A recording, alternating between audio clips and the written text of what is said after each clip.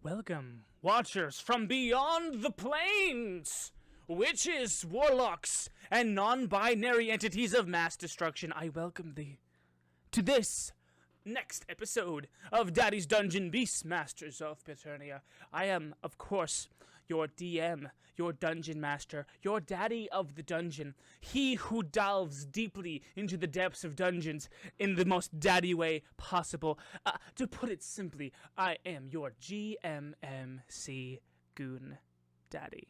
And I am sort of a god of this world. But I can't be a god to no peoples. I need peoples to play with for my godly musings. And yes, it is time to bring in the instruments of my Great. Hey, where's Howle? I don't know. I thought he'd be in here already. Go yell at him. Yep. Go yell at him. I'll be right back. I mean, don't be mean, but definitely yell at him. She's already gone.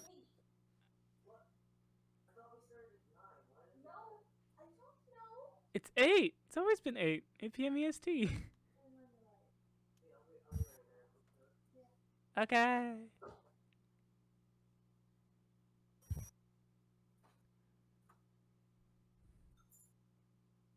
Woo! Okay, so we heard all of... Oh, wait. She's not back. She's not back yet. Okay. He'll be in a minute. Okay, cool. We heard all of that. Anyway. Let's go to the Pixie Mart. Pixie Mart is your one-stop shop to just throw us money, basically. And what do you get from money? You get to give a gift to one of our fantasy characters. You find the item that you want to give to the character you want to give it to, and you figure out what their rarity rating is. There's anywhere between common and artifact. I mean, within reason, obviously. And then you donate that amount of money to the stream here live, along with the name of the. It's cool, dude. It's cool. Mistakes happen.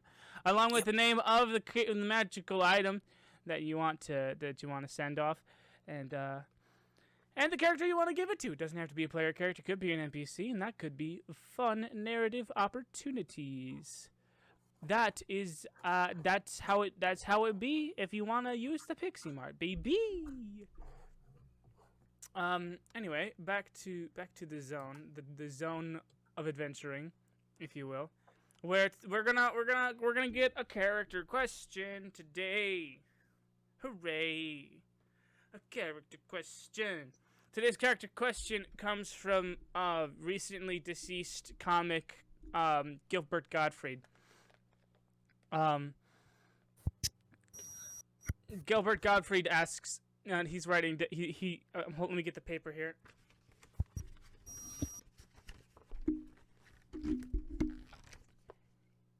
Hello! My name's Gilbert Gottfried, and I want to know your favorite bird.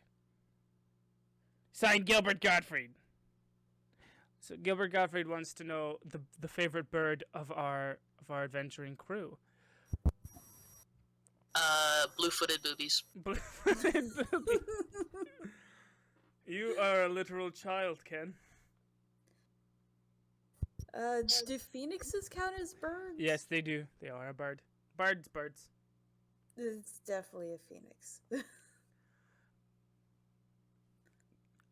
How original. Yeah, definitely. David's into birds of prey, just general birds of prey, except for dirty freaking vultures. Rest in peace, Gilbert. Dirty freaking vultures can suck a nut. Don't like vultures.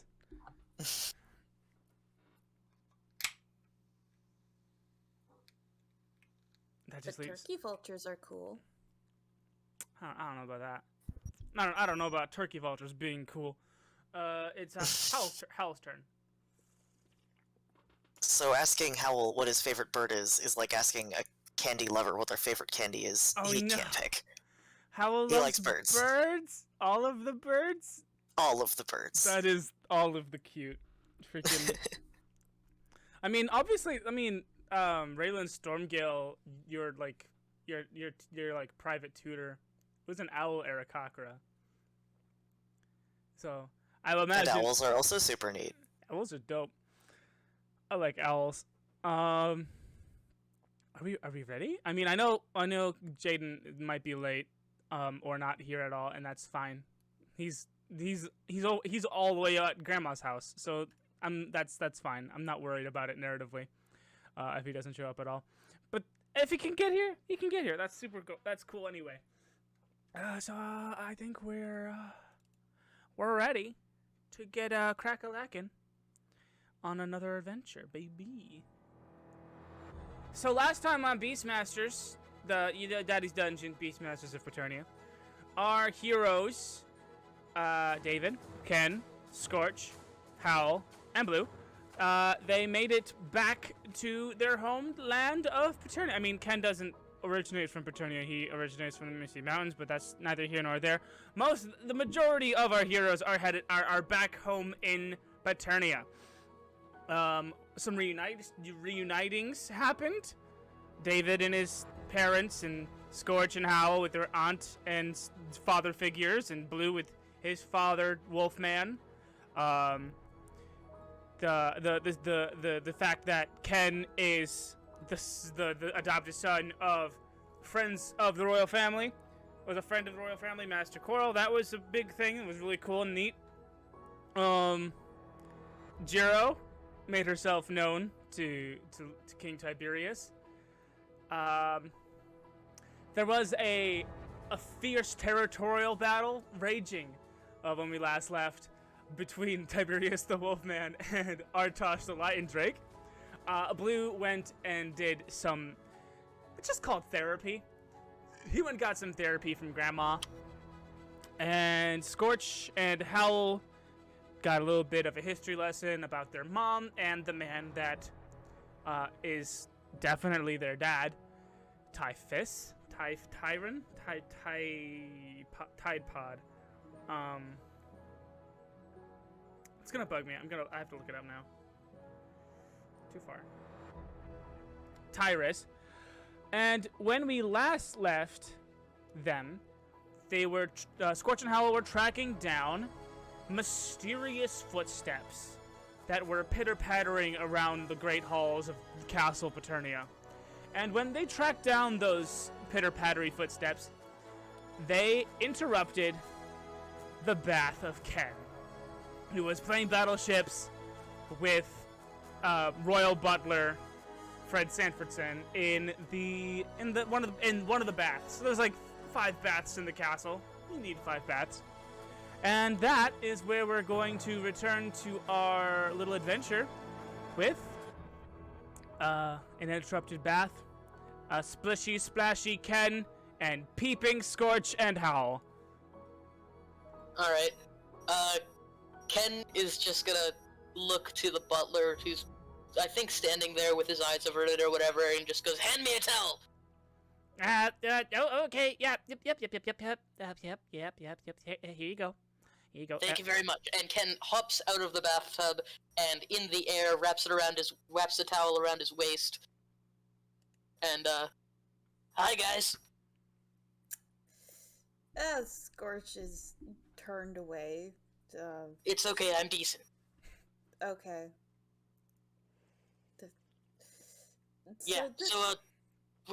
What you guys doing? Oh, we are following some suspicious footsteps. No, well, were those footsteps me? I don't know. Were you out of the bath like 5 seconds ago? No, I've been here for about a half an hour. Okay, then wasn't you. Well, then let's continue looking. You're gonna come with? I don't see why not. Let me just put on my shorts and I'll meet you guys outside. Sure. Okay. Ken, you turn around. Shoo. Fred Sanfordson is still there. So, do you have my clothes? No.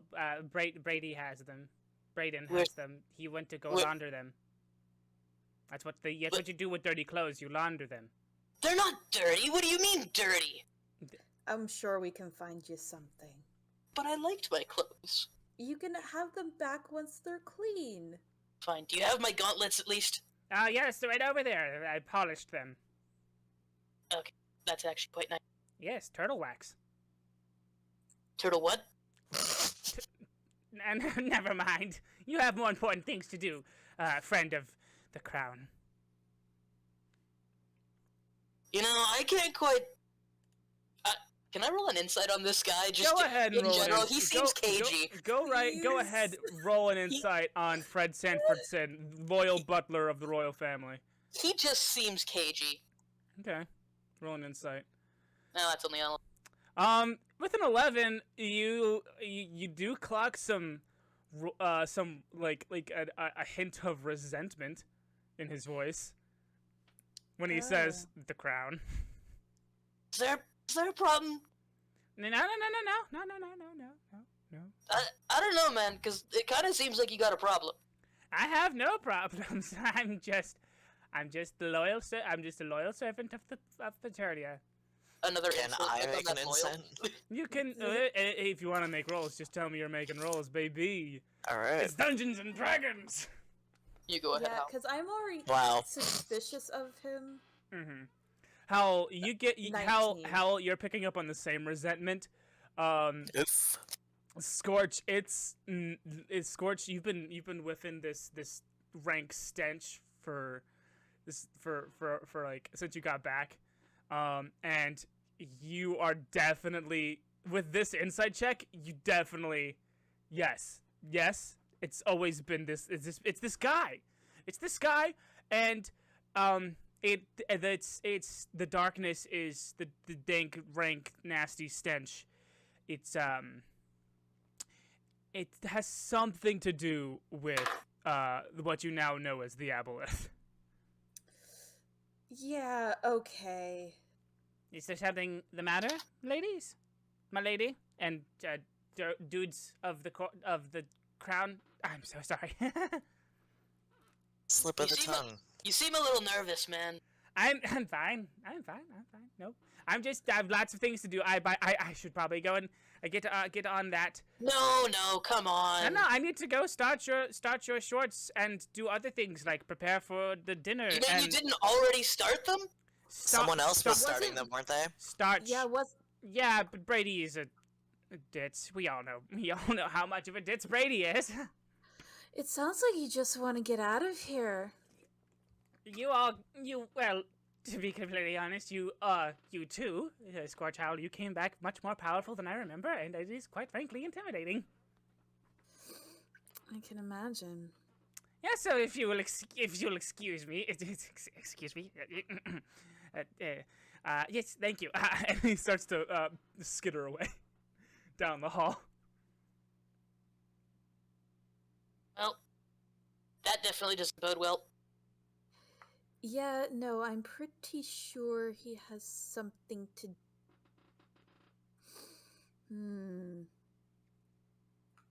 Gonna finish that thought? Skortch. No, I'm just gonna go find Etheria. Skortch, with that 19, I'm gonna let you also just something. You're with this 19. You're also picking up that someone is missing in the castle. You've seen Brady.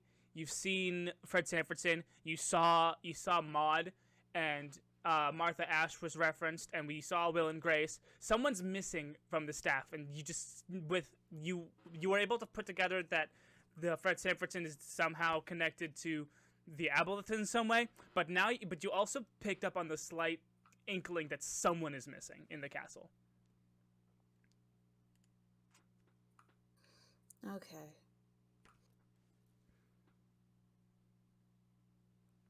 What's the plan, man? Yeah, so about those footsteps, maybe we should just I don't know, continue looking along the hallway, I guess. Is there a hallway? Maybe there's a secret door. There's always a secret door. Oh, there's plenty of secret doors. Me and Hal know all of them. Well, shit, I mean, let's go? Or you got something you want to do. I guess maybe I'll just hop in the path again. I don't know. No, we were in the middle of going to close up a hole. You want to come with? Yeah, that should get done first, probably. Yeah, okay, let's get her done. All right. So you guys are headed down to the catacombs, correct? Mm-hmm. Okay. So the first stop is the study, where you, Skortch and Howle, you kind of make Ken turn around as you do the secret book combination on the bookshelf, as Can I make a perception check to peek. Sure. Hey, you should have to roll against Skorch's deception. This is true. Do that. Yeah. Okay. 20. Even if it's wait, that's a dirty 20 versus. Yeah. Okay. Yeah, It's 11. So what they do is they like physically turn you around, but not like secure you anyway. So you like crane your neck over, and you do see them push the secret book combination on the bookshelf, and you see then the sliding bookcase secret opening. Nice. Don't worry, I won't remember that. No, you won't. Yeah. I would like. Skortch and Howle, go ahead and give me a history check. I am good at those. History, baby! Or I can get a 10. 10. With a +6. And Howle with a 17. Skortch, you don't notice anything. You know, so there's a phenomenon, like the house smell phenomenon. Like when you go on vacation and you forget what your house smells like, and you come back and then suddenly your house smells like something when it usually doesn't smell like anything. It's just like a similar thing. Skortch, with all of your studying that you've just been doing continuously, you've started to pay attention more closely to details, and you haven't been in like the royal common study area with the big fireplace for a while, and in this room are a bunch of royal portraiture, and you take a passing glance at all the royal portraiture of this study, and you notice that Fred Sanfordson's father and his grandfather and his great-great-grandfather and his great-great-great-grandfather all look exactly the same, but they all have a different mustache. Wow. That doesn't sound good. Well, I mean, and Ken kind of goes up to one of the mustached men and kind of pokes it a little bit. I mean, they're just stone, I think. It's portraits, not I thought they were statues. Sorry, not statues. He pokes the portrait and goes, "Just paper." Okay. They're not like I don't know. I'm just gonna. Ken takes one off the wall. Underneath the portrait, you see a sticky note, and on the sticky note, it's like a bright yellow sticky note, and you see written on the sticky note, "Do not touch the portraits." Signed Fred Sanfordson. Oh, I'm gonna touch all of them. You find we all have the same. Wait, do you guys like start Yeah. taking down all of the portraits? Safely, we're not gonna wreck them, but They're going to be safely set down, but yes. Okay, so like 4 or 5 of these portraits have the same sticky notes. Do not touch the portraits, signed Fred Sanfordson. But like 2 or 3 of them also say, "No, seriously, David, don't touch the portraits." Why is he?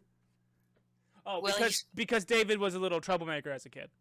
well, he's specifying David, not us. So we're not breaking any rules, really. Which David, though? Ooh, actually, yeah. Whoa! Mindfuck! It's David! Anyway, so that was an interesting little Easter egg you found. I So want to nothing put behind them these back. portraits, eh? You put the portraits back? I want to put them back crooked. Oh no! Okay, so yeah, you put the portraits back up, crooked, and you guys go into the secret bookcase tunnel, right? And you shut it behind you, correct? Yes. Yes. Real quick, is there a portrait without any facial hair at all? Is there a smooth-lipped Fred Sanfordson Is there a smooth-lipped Fred Sanford? in one of the portraits? Yeah. The very first one. With King David the First, the Sword King. Okay, well, for some reason, probably due to my background, I have calligrapher's supplies. So Ken's gonna take out an inkwell and a pen and draw a little mustache on him with a monocle. What kind of mustache, might I ask? It's gonna be like a narc mustache, you know, like Narc stash? a narc stash, yeah. Oh my god! Wait, this Fred. Wait, which stash does the current Fred? Okay, he's got like he's got like a bulldog mustache going on. Freaking. Sure, yeah. The style that you calligraphy in, I guess, is like it's like one of those Japanese ink paintings, but it's very seamlessly integrates into the rest of the composition. Wonderful. Perfect. A work of art. Let's go. Skortch and Howle, you spot Ken doodling on a regal portrait as you guys try to enter the secret passage. I am highly suspicious of this guy. I'd burn them if I could substantiate the claims. You can burn every one of them except for that one. Fair enough. In fact, you know what? Ken's gonna sign it at bottom. Oh no! Okay, you guys done goofing around in the study? Yes. Okay. Yes. Come on, Ken. Okay, so Ken follows suit into the secret passageway and shuts the bookcase behind it. But as you slide the bookcase back into place, you do hear some youthful footsteps coming down the hall, and the voice of Braden Bunch turning the corner and seeing you can hear his feet scuff as he looks at the the tilted paintings, and then you hear him slowly back away and then sprint opposite down the hallway. Well, we're in trouble. Let's keep going. Okay. Yeah, Skortch and Howle lead our trio, lead us through the catacombs underneath Castle Paternia, past just walls and walls and walls of youthful graffiti, courtesy of Skortch and Howle. Nice. Could Skortch and Howle, could you describe some pictures that you have drawn here on these old walls? Lots and lots of wide open landscape pictures, but like kid drawing it, and Like just with the sun monsters. in the corner. and just like a shit ton of like monsters that he's like come up with from his imagination. And that one S with like the 3 lines and then the diagonal lines like that, the S that everyone draws in their notebooks. Yeah. Absolutely, Oh, yeah. just some random graffiti too. But Howell liked to draw a lot of like stuff. Oh, heck yeah.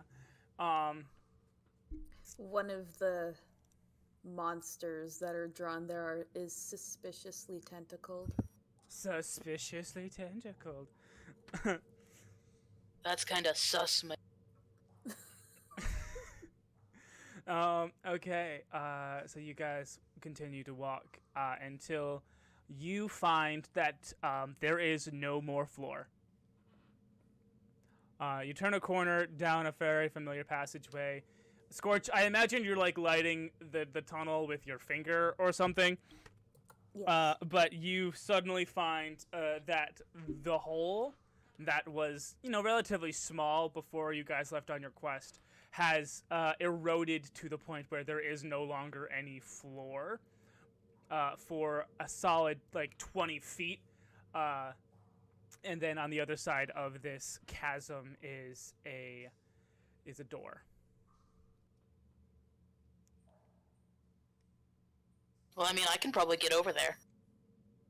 You sure about that? You don't want to fall down. How long is it? It's 20 feet across. Oh yeah, I can get across that easy. I'm assuming because there's no ground, I wouldn't be able to just levitate. Actually, due to the levitate spell, it basically says you're floating in the air, but you can use the walls in the room, or if there are any walls, to push yourself along, kind of like like you're in the deep end at a pool. Like a space And walk. yeah. I see.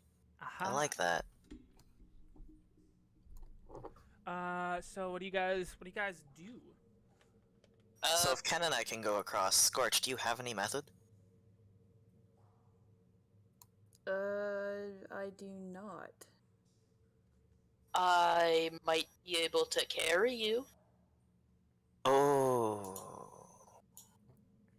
I didn't. Oh shit! I just pressed the cast button instead. Ah, fuck. Don't worry about it.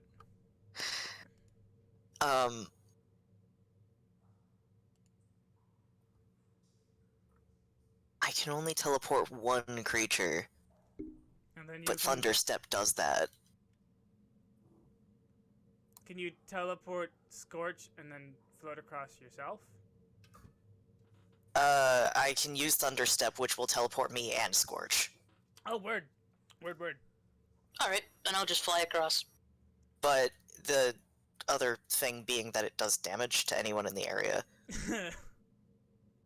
So I'll fly across first. Oh, No. And then you use that. then we'd both have to make a dex save.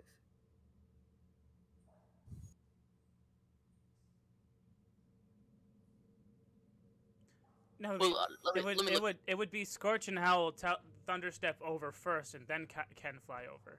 Yeah, so as long as you're coming with me, Skorch, you don't get damaged, and as long as Ken goes okay. first, he won't get damaged. Yeah. Oh, it's damage from where you were. Okay. Apparently, I definitely thought it was something else. Immediately after you disappear, a thunderous boom sounds. 10 feet of the space you left must make a constitution. Yeah. Okay, I yeah. misread it the first time I read it. Oh. Okay, so yeah, I'll go first. I will activate a key point to use Step of the Wind and activate Wings Unfurled to unfurl some draconic wings Ooh. and just fly across. Word. That is fair. Give me a luck check. Luck, so what would that be? I think that's just a flat d20.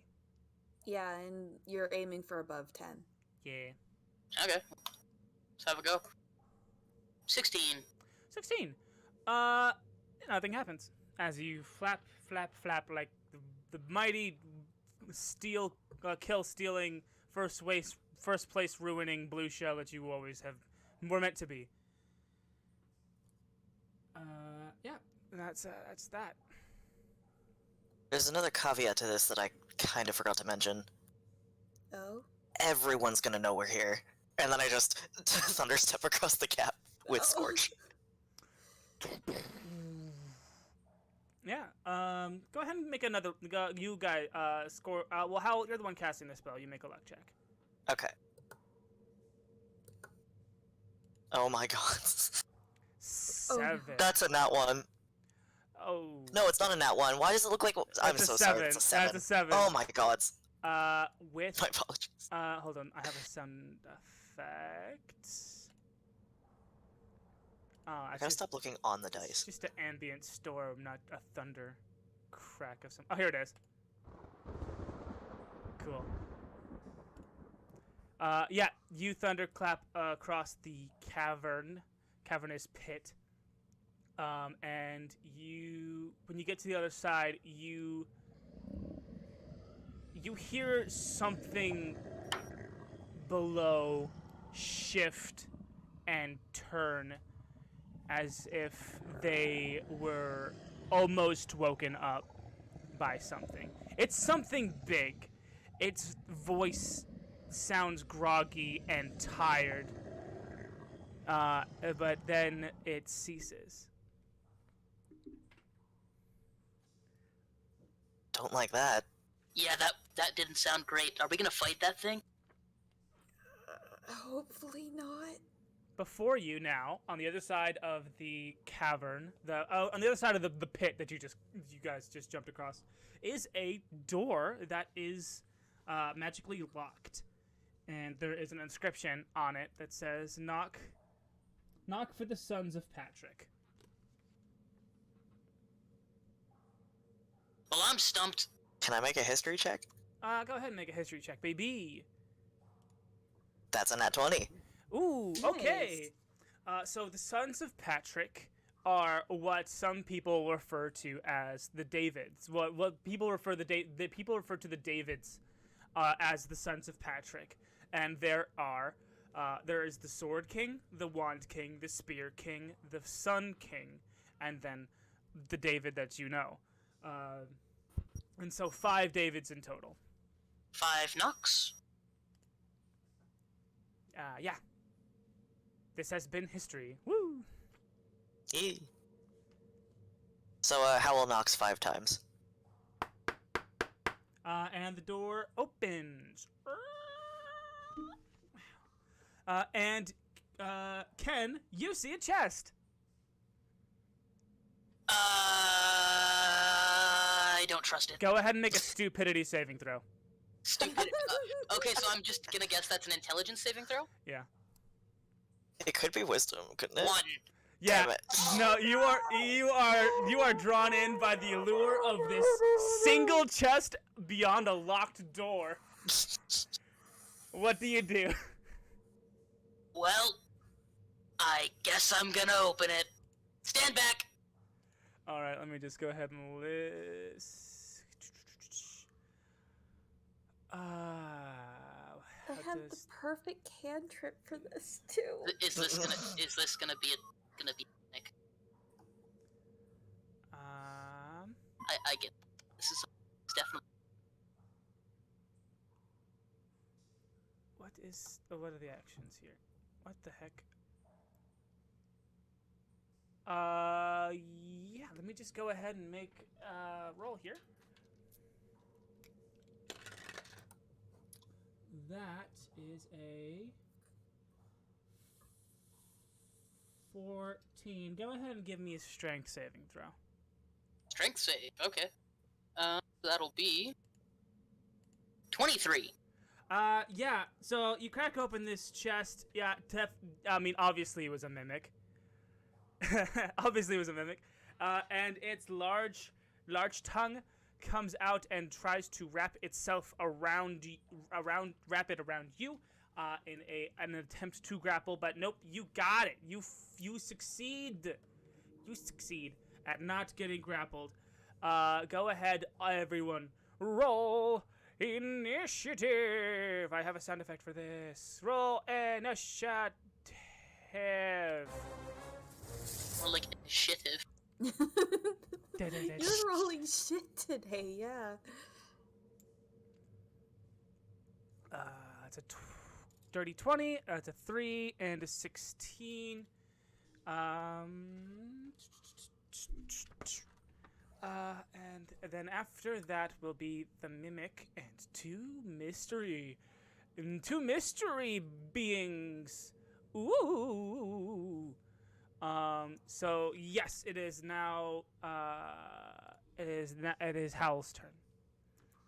Alright, I'm gonna immediately, well, first I'm gonna Shillelagh just in case, but then I'm gonna Eldritch Blast, and I'm going to use the 2 bolts. Cool. Beams, whatever the heck they're called. 2 beams on the mimmer. 2 beams on the mimmer. You got Beam number 1 is 23. Got Beam number 2 is 12. Yeah, they both hit. They both hit. It's a ranged attack, and the mimic has no way of clashing with a ranged attack. So there's that. It's a 10 damage and 17 damage. 17 damage on the mimic. Cool.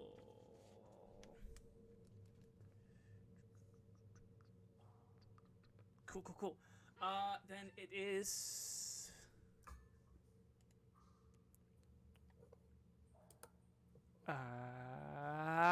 Skortch, it's your turn.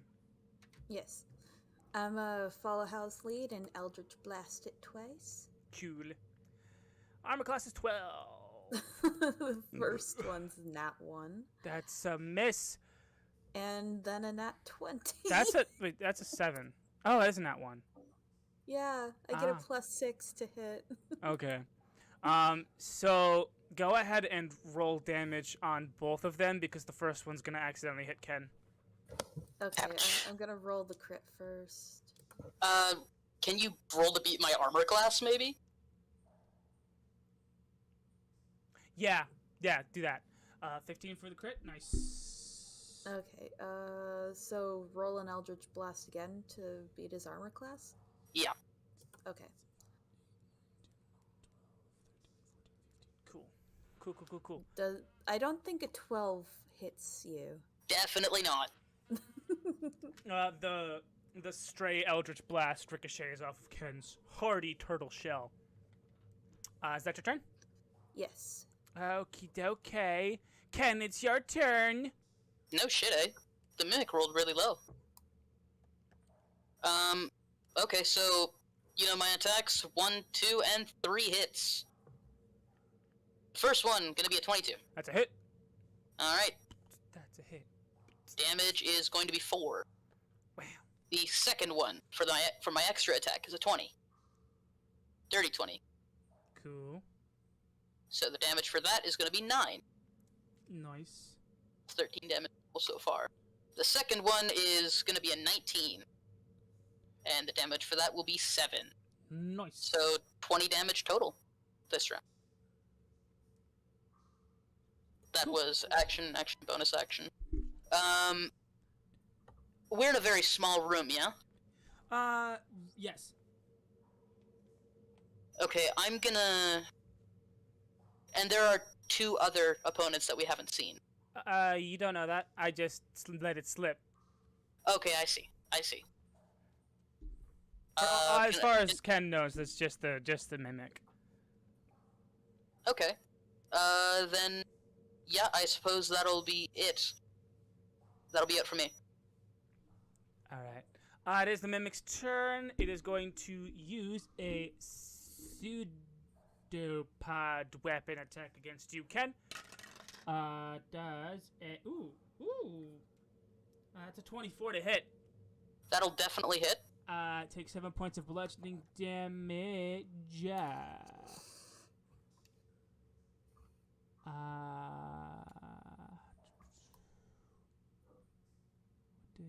Okay, so it's not... Wait, it isn't.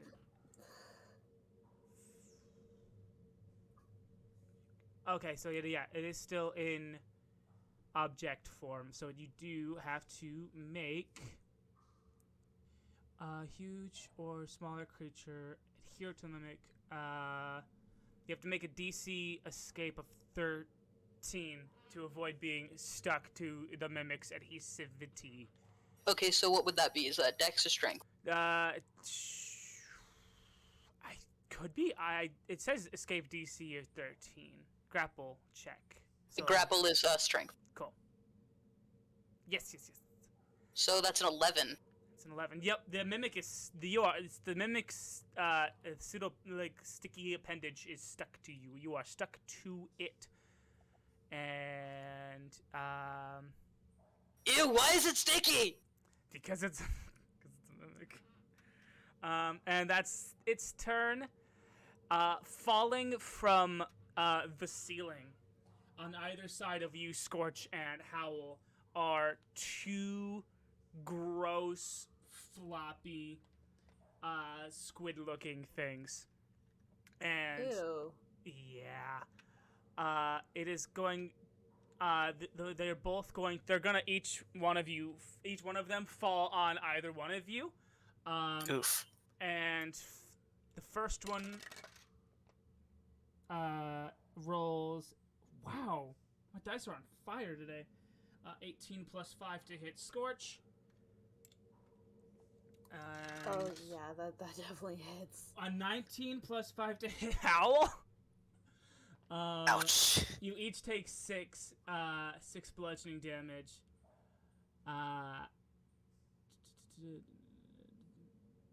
has a advantage. Cool. Yeah. No other. Okay, yeah. And then.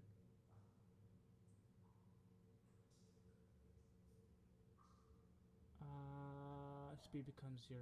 Yeah. So yeah, that is their turns. You Skortch and Howle, you have these gross squid things on your faces now. And it's the top of the order, which is Howle. You can. So it's you can't. actually on my face. It's on your face. The creature can detach the thing by making a successful DC 13 strength check as an action on its turn. It can detach itself, but it's not going to. So yeah, you can't really do anything until this thing's off your face. Yeah. Gotta make a DC 13 strength check All right. to rip this gooey boy. I off got your a nat face. 1. Oh no! Oh no! I'm gonna say that you are knocked prone trying to stretch this thing off your face. Skortch, it's your turn. I'm going to Burning Hands this thing. It's a dex save. It's on your face. It automatically fails. Okay, so it takes 3d6 damage. 3d6 damage. 8. 8 damage? Okay, yeah. It lets out a pitiful, odd moan, but it is still alive. Said 8 damage? Yes. Okay, cool. Ken, it's your turn. You're stuck to a mimic, and your friends have squids on their faces. Oh, shit. Ken looks around and goes, guys, oh shit, what's that smell of burning? Oh shit! Calamari! So, this mimic, I am attached to it, yes? Yes. Or is it attached to me? Yes, and. So, is there any chance that I could attempt to pick this mimic up and swing it around? Go ahead and, we're gonna do, I love where your mind is going. What we're gonna do is, you're gonna make the same, grapple DC check, just to peel its own sticky foot off of the ground. So, go ahead and give me a strength check that is greater than 13, and I will let you peel the mimic off the ground and use it as an improvised weapon. Now, I could do that, or I could kill it. Yes, you could do either one of those things, yes. But using it as an improvised weapon would also do damage to it as well. It would... hold on, let me flip a coin. Oh no! Ken's flipping a coin? Okay, on a heads, I use it as an improvised weapon. Tails, I don't. Okay. That is a heads! Yes! Alright, so strength check? Yeah, you beat a 13 on the strength check to peel it off the ground. Is it a check or a saving throw? It's a check, because you want to do it. Okay. No! Yeah, no. I'll let you have a bonus action, but that's gonna be your action. You get in a big old squat, and you try to get your turtley hands underneath the bottom of it, but you can't seem to get any gripping to it, and you try to just, like, slap it, like, flat palmed on either side, and you try to lift up, but it's just not budging. Not for you this time. You still have a bonus action if you would like. I will use my bonus action to burn a key point and activate Flurry of Blows. I will make 2 attacks. Cool. Cool. Okay, so that is going. First one, oh, and it's cold damage, so. Cool. Okay, so the first one is an 18 to hit. Right on. Okay, and damage for that will be 6. 6, baby. 1. And then the second one was almost a nat 20, but it's 18. 18, right on. And that'll be 4 damage. So 10 damage. 5, 10, Of 15, the 20, 25, 30, 35, 40, 45, 50, 55. As I can't get it off the ground, I just drop 2 elbows into it.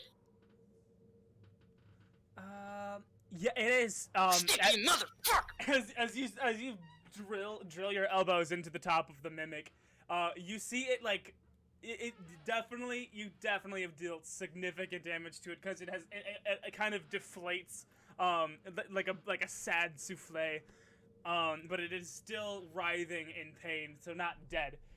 It is now the mimic's turn, and it is going to try to bite you, but because it's stuck to you, it has advantage. Let's see, that's a 15 or... Ooh, yeah, so it was a 15 to try to bite you. A 15 to try to bite me? Yes. That does not beat my armor. Yeah, it doesn't get through those thick bracers of yours.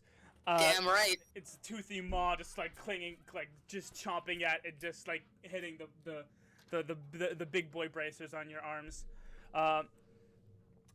The squid on the knocked prone. Oh wait, this thing. Yeah.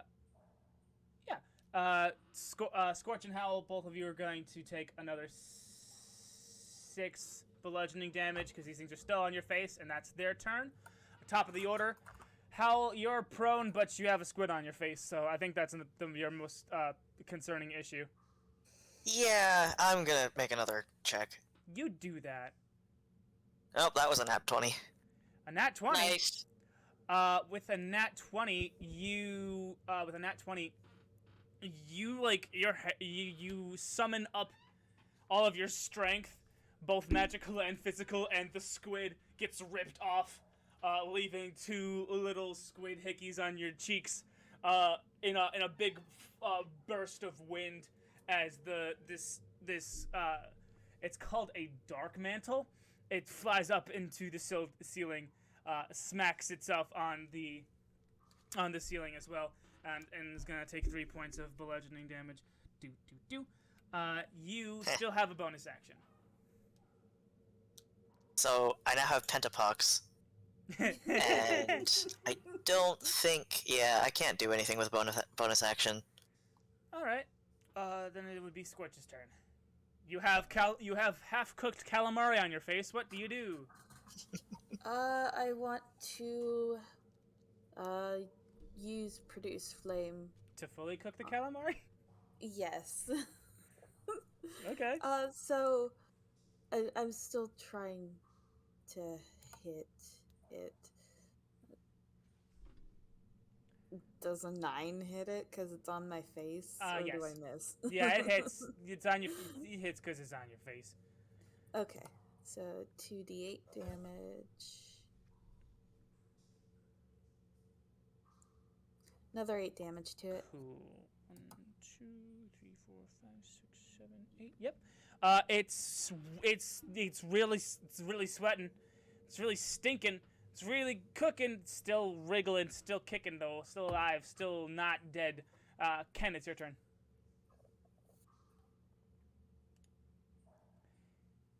Ken? My mic was. I am going to continue to beat into this mimic with ferocious elbows. Cool. Yeah. Just give me those attacks, baby. First one, 23. But you know what? It's at advantage because it's cold. Yeah. Go ahead. Still a 23. Go ahead and just roll damage for that attack. Okay, that'll be 3 damage. Second one. My extra attack 5, 10, is going to be a natural 20. 40, 50, 55, 60. No. Yeah. How much damage? The natural 20 scores 7. Yeah, and with that attack, you fully see that you have punched, like, a clear rift, cutting the mimic almost entirely in half. And as the mimic exhales its final breath, the sticky underfoot, the slug-like sticky underfoot of the mimic, lets go, and the mimic falls back with its pseudopod that was stuck to you, falling limp at your feet. The mimic is Cool. dead. I still have a bonus action. You do. I'm going to move over. I'm going to move over towards. Yeah, Skortch still has the thing on her face. I'm gonna try and make that attack. I'm going to try and grab it and squish it. Okay, yeah, let me just pop. Yeah, okay. So your action is to try to rip it off of your friend's face. Yes, essentially. Yeah, okay, that's a DC 13 strength check. Oh, strength check. Okay. Yeah. That's a 14. Yep, you rip this wiggly thing off of Skortch's face. She also has pentapox. Ew, that's disgusting. Disgusting. Why are you a thing? It's still writhing in your hands. And Yeah! it's their turn, and it is going to try to grapple onto your face, Ken. With an 11. No. It's Wait, is that a grapple check? No, it's their crush melee weapon attack. Okay, so no. I'm like holding it in my hands. Like, no, stay away. The other one that is on the ground beside Howle, who is still on the ground, is starting to slowly climb up the wall. It's not attacking with its turn. It's trying to get back to its fighting position. Which brings us to the top of the order. Howle, it's your turn. Alright, I'm gonna try to lob 2 more Eldritch Blasts at it. Go for it, baby! Beat an armor class of 11! Wow. I'm either 20s or 1s today, what the hell? Wow. Remember, you've got 2 of those. 2, yep. I got an 11. Okay, so with a natural 1, you go ahead with the natural 1 and try to beat Ken's armor class because you were aiming at the one that was on Ken. Poor Ken. Poor Ken. No. I got another Another Eldritch Blast glances off of Ken's tough hide. And, Guys, why? Sorry. And the Eldritch Blast that rolled an 11, you were aiming at the one climbing up the wall, and it actually has with that clashes with its armor class, and so it is going to leap from the wall and try to use Crush on you, Howle, once again. But it only rolled a 10 to hit. It doesn't hit then. Then you awesome. roll. Then you roll out of the way of the flying squid. Skortch, it's your turn. We're so great at this.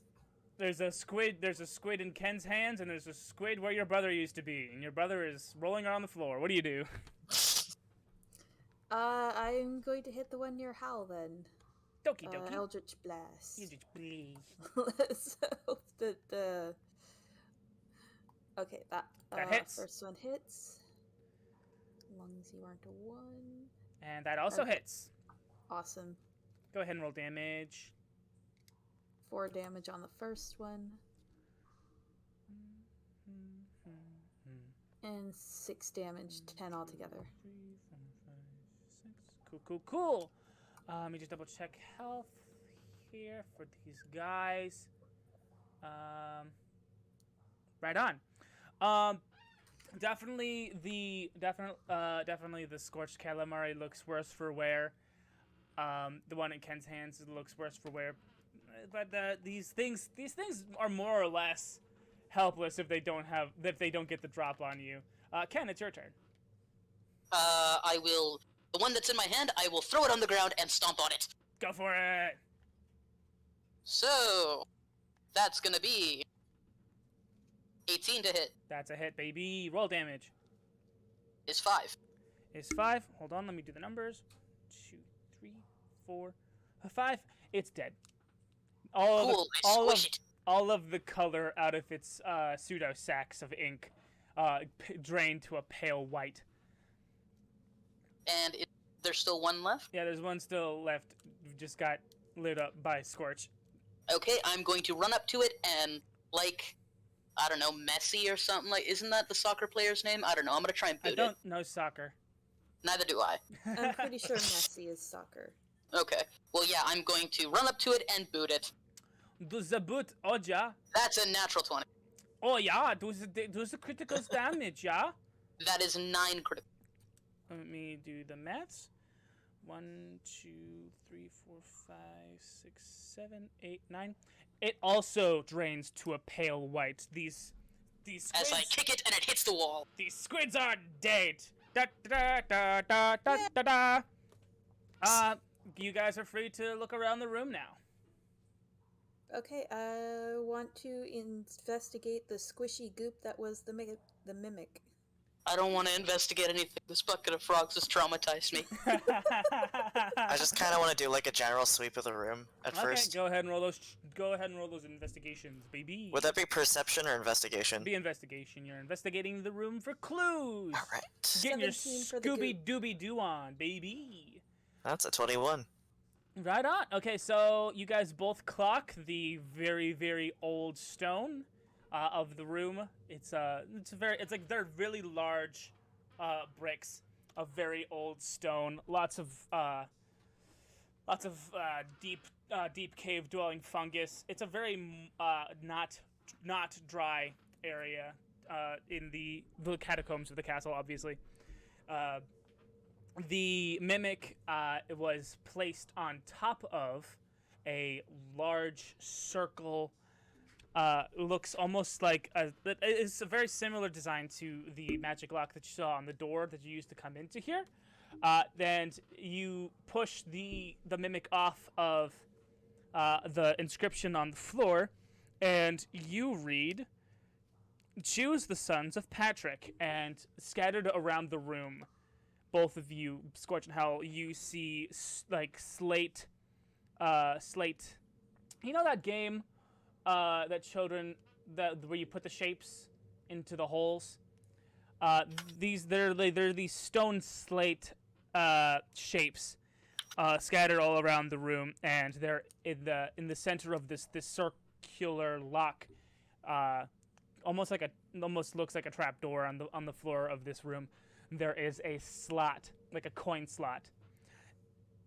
And so you go around and you gather up all of these slate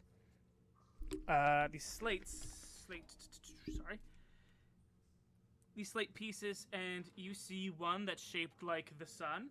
There is one shaped like a frying pan, one shaped like a sword, one shaped like a bow, one shaped like a wand, one shaped like a spear, one shaped like a watch, and one shaped like like a constellation.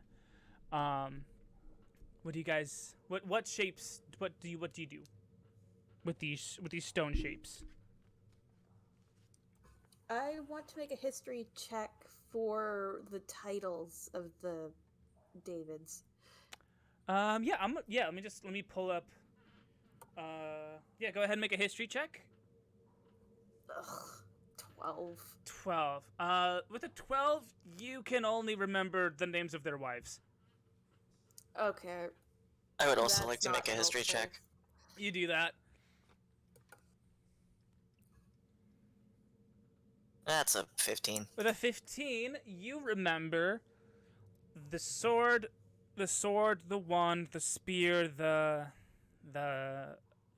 and that's where it cuts off for you. You got anything, Howle? I pick up those and go, this is as far as I can remember. Okay.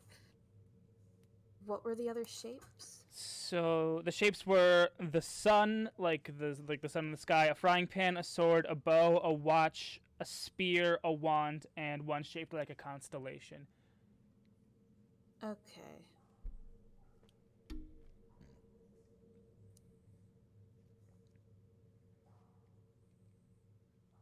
Something's telling me to go with the sun and the constellation on top of those three. What do you guys do? If that's what you want to do. Okay. What do you do? You stick them in the holes, right? Yeah, well, there's the one. It's one coin slot, basically. Ah, okay. In the hole, then. Yeah, the singular hole. It's like a coin slot. And which shapes in particular are you placing in the coin slot?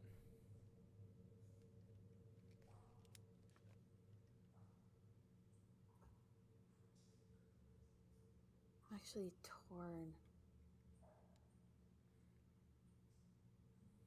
What kind of check would it be to figure out what constellation it is? It would be either It would be either Arcana or History, because the stars are linked equally with magic as they are with history.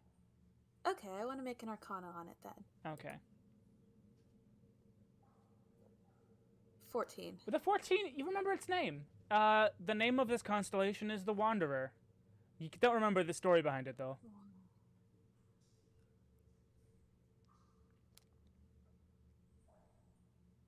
This is all really interesting, but Ken like goes over to the mimic and like pokes at its tongue. It wiggles a little bit. Ew. That's all. Thank you, Ken. Very helpful. Very helpful. What do you want me to help? I mean, sure, I guess I could try. And Ken's gonna try and make some sense out of it by rolling an intelligence check. You roll that intelligence check. 6. 6. Well, with a 6, you understand that the sun, it's the sun, like the sun in the sky. The frying pan looking shape is a shape that is resemblant of something that has to do with food. You understand that swords are dangerous. You understand that bows are for losers. You understand that watches are for smart people. You think spears are just long sticks. The wand you think is just a small stick, and the constellation just looks like a string of beads. I thought I saw a string of those beads in Malachite's room. I'm pretty sure those are different beads.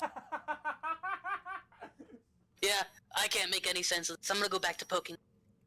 Okay. Choose the sons of Patrick. Maybe it's literal, maybe choose the sun. Yeah, the sun's on the list. I'm just debating between the constellation and the watch. Because he's a wanderer, but he's a wanderer of time. So, I'm not sure which one would fit better. Why don't you try to fit both in the lock at once? Oh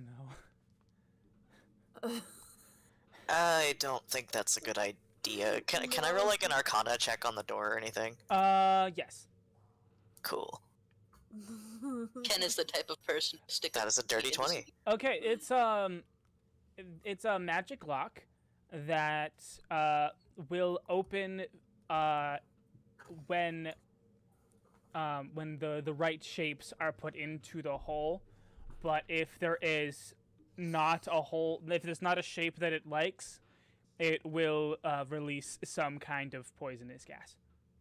Yeah, don't Yeah, shove just whatever. If in, it doesn't please. like the shape, it'll spew poisonous gas. Okay, I'm going to stick the sun in first. Okay, yeah. You put the jagged piece of tile that is the shape of the sun, and you slide it in, and it emits a pleasant ding-a-ling. Okay. Okay.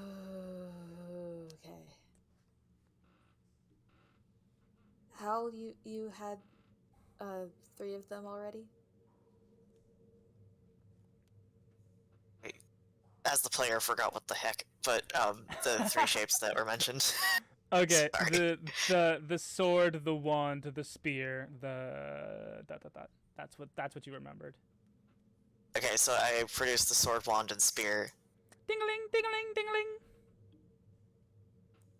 Leaving just the frying pan, the watch, the bow, and the constellation.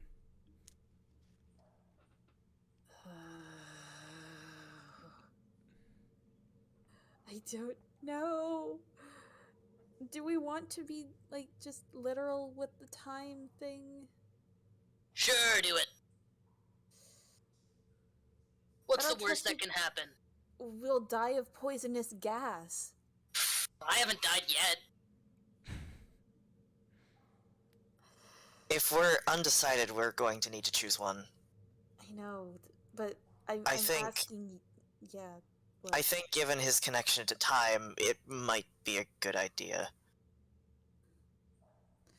Okay. I put in the watch and cover my eyes. The watch, Ken holds his breath. the piece of slate shaped like a watch slides into the coin slot very easily. And after what seems to be a very long time, everyone make a Constitution saving throw. Oh fuck! Can I withdraw into my shell? Sure. Advantage! I got it. 12. It does not help!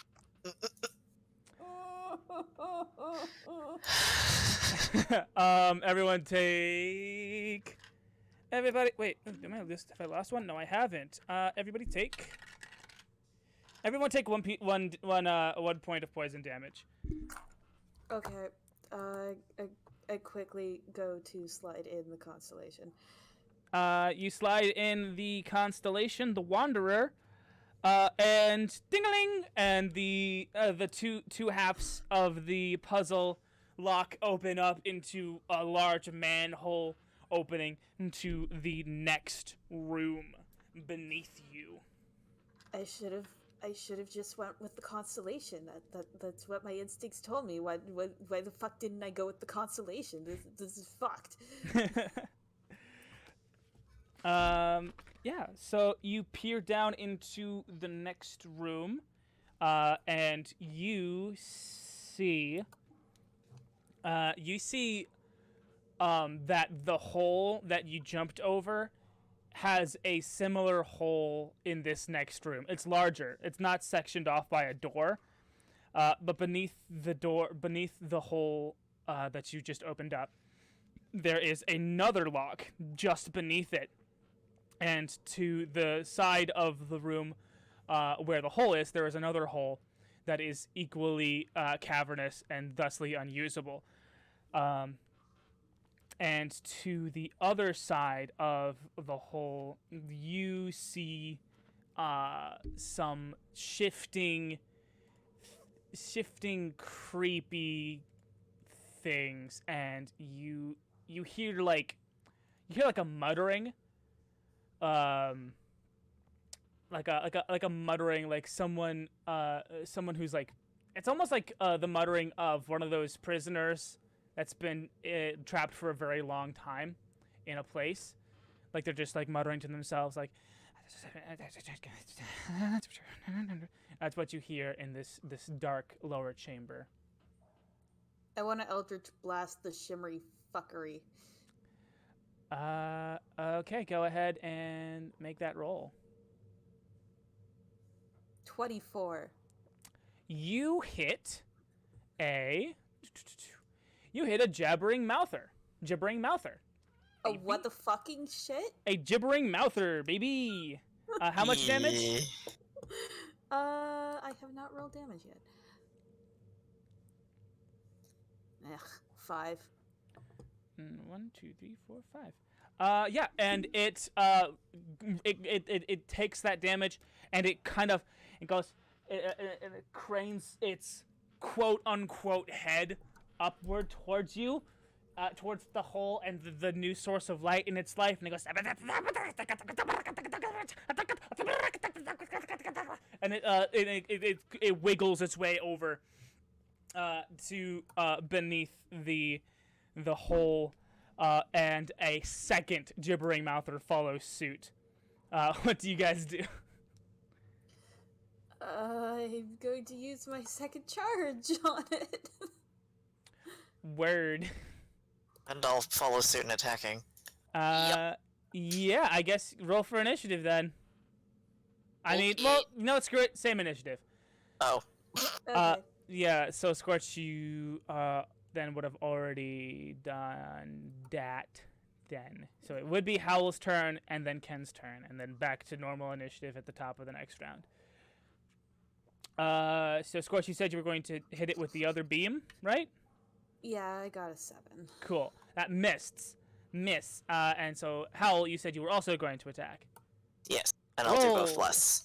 Roll, baby. Oh gods. It's a 9 Oh, that was almost a 20. and an 8. So one misses, the other one clashes.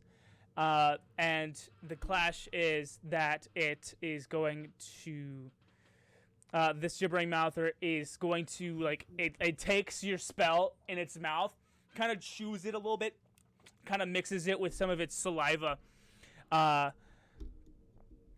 and it shoots a blinding spittle back up at you. You. Go ahead, and everyone, all three of you, make a DC 13 dexterity saving throw or be blinded until the mouther's next turn. Oh my Oh god. no! 7. Oh no! No! Skortch, you're blinded! No! Oh, And add so the is Howle. condition. Hey, Ken. What's up? You have to make a DC 13 dex save Okay, I could. or be blinded. Okay, let's see. There we go, 17. Sorry, I was just occupied, Jyden. Yeah, no, that's cool. Yeah, you avoid being blinded by the gibbering mouther's spittle of blindness. So then it is now Ken's turn. Okay, there are 2 of these gibbering jabbers. 2 of the jabber jaws beneath you in the next room below. Well, teeth to the curb, motherfucker. Let's go. Right on, make those rolls, baby. 7. That's a miss. Okay, and second is my extra attack. Is an 18. That's a hit. Alright, damage is 9. Cool. And then bonus action, same hit. On the same one. Cool. Is a 9. That clashes, baby. Alright, try and beat my armor class. Let's go. Don't worry. It only has a +2 to its bite attack, so it rolled a 14 to hit. It does not. It nibbles at my toes and I kick it. Right on. Is that your turn then? Yes, that is See, action, that's- action, bonus action. Is there anything else in the room that I can see? Just two gibbering mouthers, and behind you is another hole to nowhere. Okay, that will be my turn. Cool. Gibbering mouther turn. The jibber jabber that just attacked you is gonna try to attack again, with a bite attack. Cool. That's a 17 to hit on a bite. You can. No, that does not hit. Okay, it makes 1 bite attack, and if it can, uses blinding spittle. Okay, it's gonna use blinding spittle on you. Dex save? That's a dex save. It's 13, baby. But because That's a 19. your 2 friends, okay, so you dodge out of the way and nobody gets blinded that isn't already blinded, which are your 2 spellcasters up above. The other gibbering mouther is going to try to make a bite attack on you, Ken, and it misses. Go ahead and make another dexterity spittle dodge. Is this a projectile by any chance? It is. I catch it. You catch the exploding spittle. I catch it. Cool. So I have a thing called deflect missiles. You can Awesome. use your reaction to deflect or catch a missile when you are hit by a ranged weapon attack. When you do so, the damage you take from the attack is reduced by 1. Oh wait, no, it's when I'm hit, sorry. Never mind. Right on. You dodged the spittle attack. Both spittle boys missed you. Let me see. How do you not be blinded anymore? It doesn't say. Usually it says, like, a check or something, and I'm not seeing anything. I assume maybe if healing happens eventually. But it is Howle and Skortch's turn, but you guys are both blinded. But you do know one direction that has more enemies to allies in that direction, and that direction is down. So Hmm.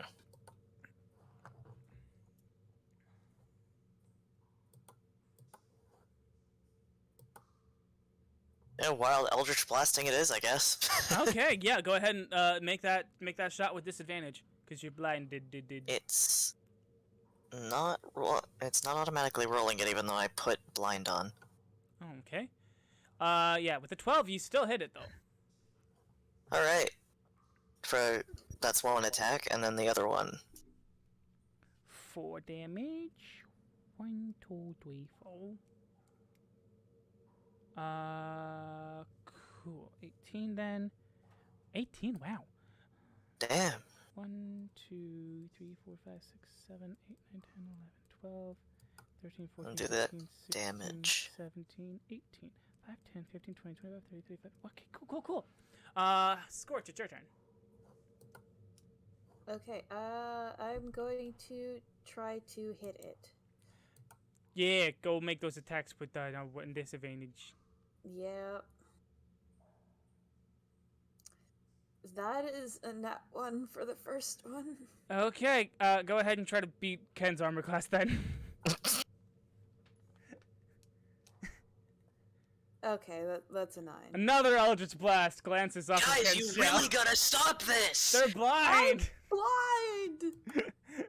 Ken doesn't understand. Okay, and the other one Yeah, also misses. also misses. Okay. It's a 9. It's a Does- 9. 9, that's a clash. Go ahead and make a dexterity saving throw. With disadvantage. Because you're blind again. Actually, it would be both of you. Sorry. That's a 9. Skortch clashed, and now you both have to make dex saving throws at disadvantage. Goodness. Oh, that wasn't disadvantage. Why do they have to make why is it disadvantage on the dex? Because they're blind. Do you have disadvantage on dex saves when you're blind? You try to dodge something would when you're say- blind. You fail ability checks that require sight. So Ability checks, not saving throws. They're different. You try to dodge something when you're blind. Anyway, Can you do it? well, he's a monk. You're a That monk. doesn't count. luckily for you, this thing doesn't really do any damage. It just blinds you, Again, the spittle. But okay, Ken, it's your turn. it's a Dilophosaurus. Okay, so these things are still at my feet. Yeah, you're still in fighting distance of both of them. One is looking pretty worse for wear. Well, you know the drill. Yeah, drilling gods be with thee. And by that I mean I'm going to my leg in their face. That's a hit, baby. With a 19 for the first one. That's max damage, 10. 10, baby. 1, 2, 3, 4, 5, 6, 7, 8, 9, 10. Cool. How's it looking? It's looking 5, 10, 15, 20, 25, 30, 35, 40, 45, 50. Let me just double check this. It's looking, but not good. It's looking bruised. If it had like a face, it would definitely have a pretty nasty black eye. Well, But it barely has a face. It has a lot of stuff though. continue with the heel to teeth. Babooey. 24. 24, that hits. 4 damage. 4 damage. 1, 2, 3, 4, Is it still standing? 10, 20, 10, 20, 30, 40, 50. Yes, it's still standing. Okay. Another stomp. More stomp. 18. That's a hit. 6. 6. It's doing like a little bit of a squiggly drunken shuffle from being hit so much, but it's still standing. The other Damn, these things are hit sponges. Yeah, pretty spongy. The other one is looking good as new, as it has not been hit yet. And it is the one that is looking worse for wear is going to. It's still gibbering, but it's gibbering louder, and louder and louder. I'm going to need you, Ken, to make a DC 10 Wisdom saving throw. Saving throw. Yes. That's a 19. You are wizened, my man.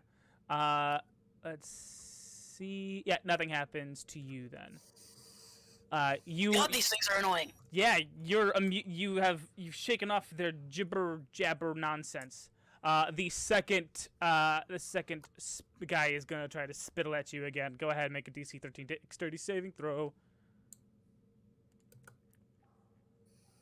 That is a 6. You're blind. Fuck! Oh no! All our heroes are blind. Top of the order then.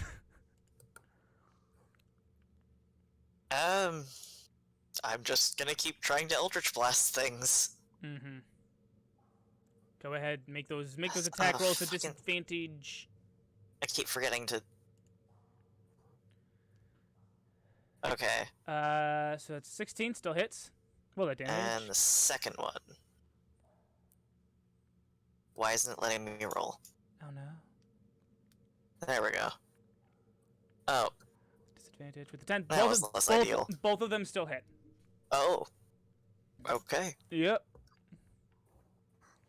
4 and 6. And the gibbering mouther that has been taking the brunt of all of this nonsense falls dead. Good shit, Howle. The second gibbering mouther looks down at its friend and starts and is crying many gross tears out of many gross eyeballs. Skortch, it's your turn. Okay,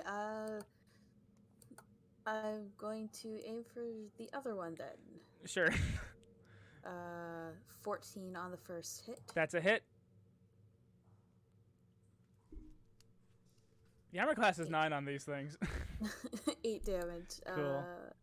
Next.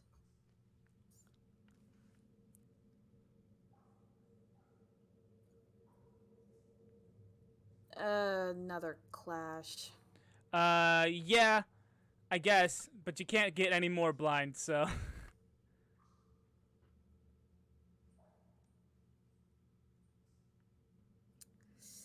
That's all then. That's it then? Okay, cool. Ken, it's your turn. You're blind. One of them is dead, and the other one is alive. Okay, so considering I'm attacking with cold damage, which gives me advantage, and I'm blinded, which gives me disadvantage, Yes.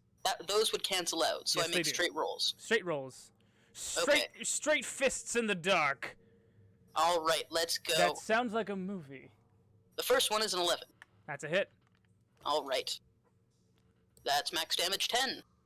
Booyah ba ba ba. The second one for my extra attack is a 14. That's a hit. Cool.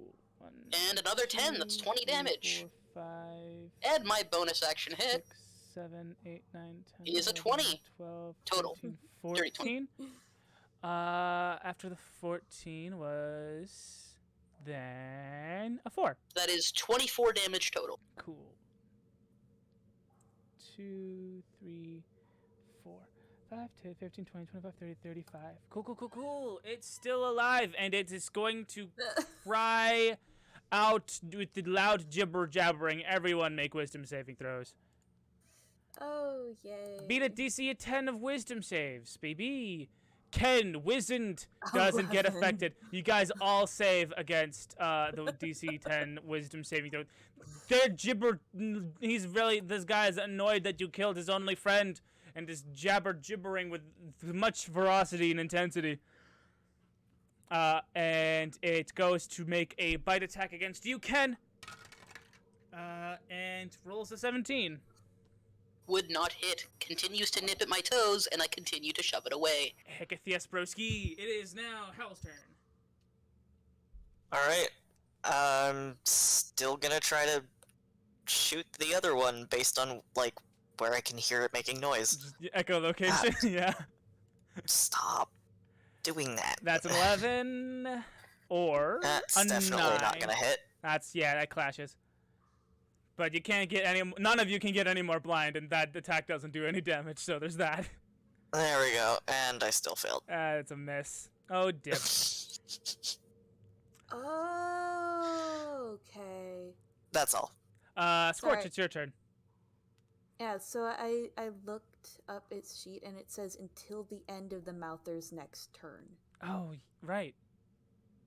Does it So say I'm that? going to, yeah, Okay. I'm going to assume since we kept getting blinded, it's going to be until it's dead.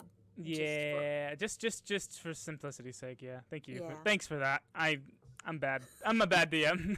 No, you're not. Oh, It happens. You're fine. You're a new DM. There's a difference. I don't mind rolling with disadvantage. I have +6.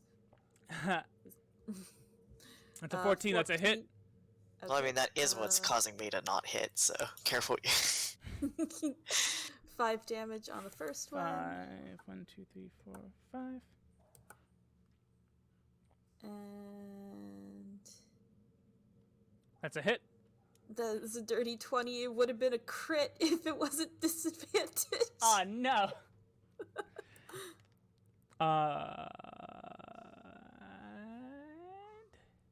And another 5 damage.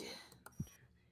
5, 10, 20, 30, 40, 6. Cool. Ken, it's your turn. Welp. First one's 17 That's a hit. with 8 damage. Right on. Second one's a 23 with 5 damage. With 5 Is damage? it goopy Yep, yet? so that's 13 total so far. Cool. Second one's a 23 again with That's a 3 hit. damage. Cool. So 16 damage. 2, 3, 10, 20, 30, 40, 50, 62. And let me just double check with that then. It is you can it's stopped jabbering, but you can still hear it shifting about. It is going to try to bite you again. Ken does not hit and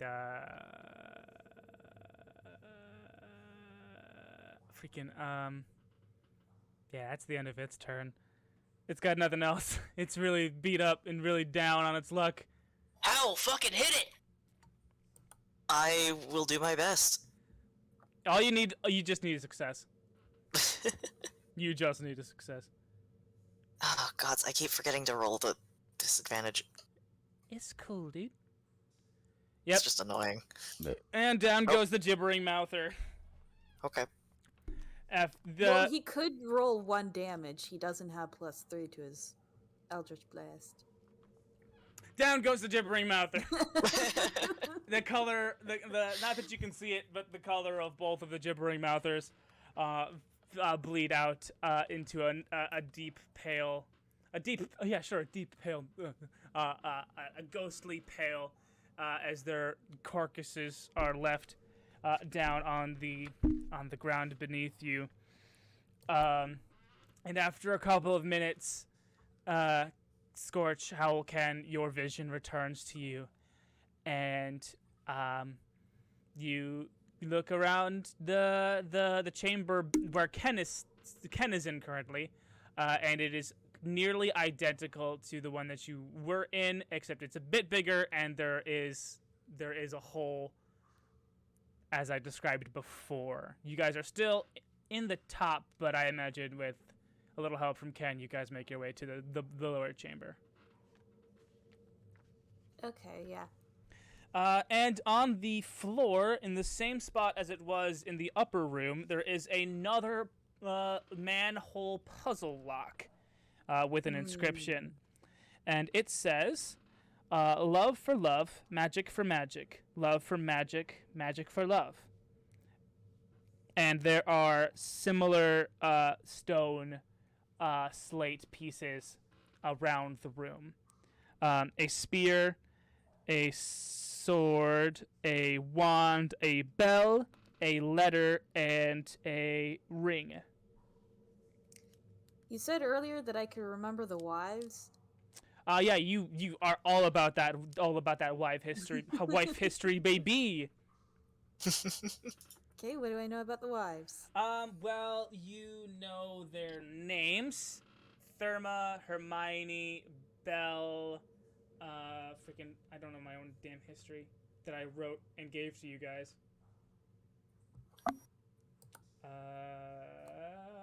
There's the window goblin. Yeah, you know the names of, Queen Therma, you know Queen Hermione, you know Queen Bella, you know Queen Yentia, you know Queen Etheria, and her sister Diana, and all of that. You know all about them, baby. Queen Therma was given to King Patrick. Hermione was likewise given to King David I. Queen Bella married King David II, the Wizard King. Yenshua was married young to King David III.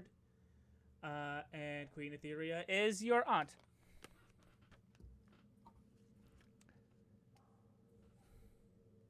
Well, I'm stumped. I'm gonna go look in the room for something cool.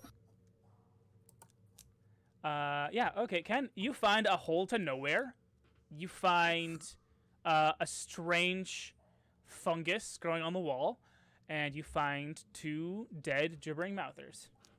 Cool. Just out of curiosity's sake, to see if he can do it, Ken's gonna throw the bucket in the hole to nowhere. Okay. You. Oh no. You hear cling clang as the bucket ricochets down the hole to nowhere. And you hear the deep shifting tones of a disturbed or uncomfortably sleeping big thing. And then, as if this large thing just rolled over and went back to sleep, the sound stops.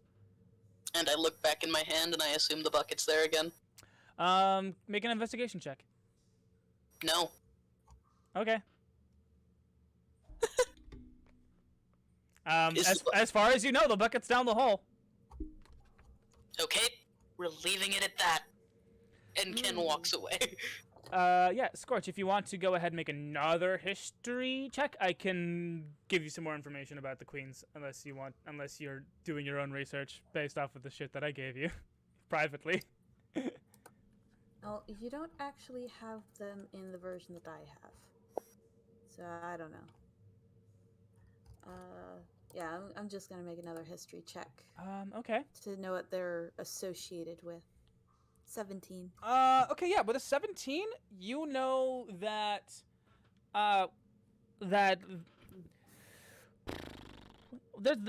you take note of the many times that magic is used in this inscription, and you remember that it was the second king of Paternia, well, the second David II, king of Paternia, the Wizard King, who was most associated with magic, and you remember reading the very spicy memoirs of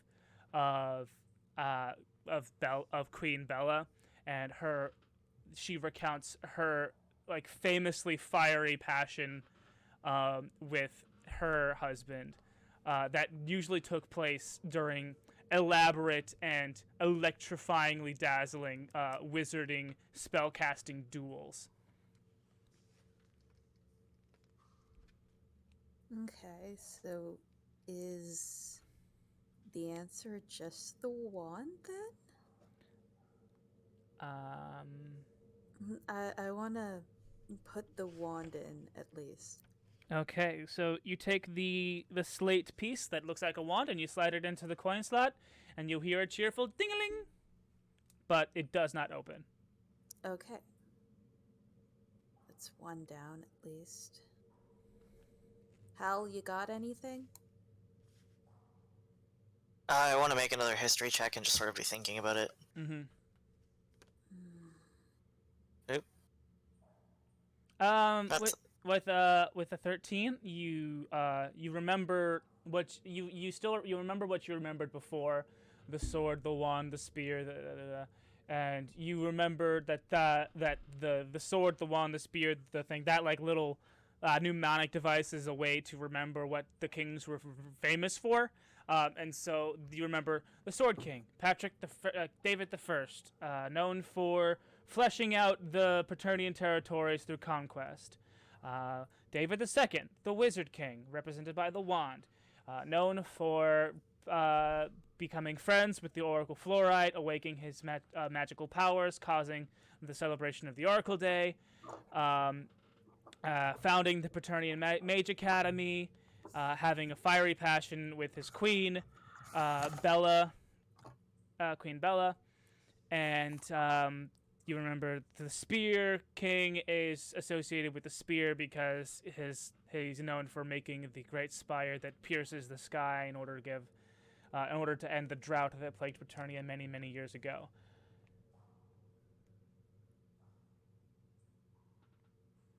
Okay, so I want to share that information with Skortch and see if we can sort of brainstorm something. Okay. So...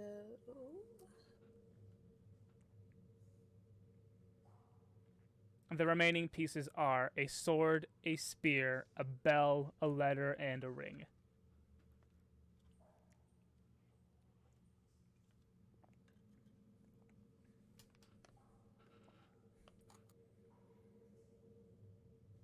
So, theoretically, there's only one, or no? Maybe two that don't fit?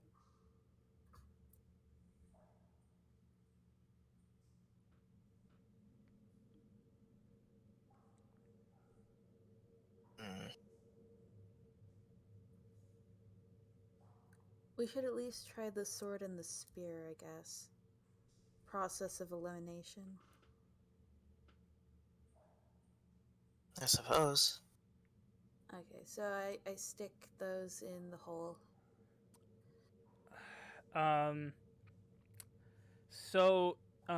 You first try to slide the sword into the coin slot, and after a second, everyone make a Constitution saving throw. Okay. Okay. 15. 11. Okay, Howle, you take. Howle, you take 6 points of poison damage.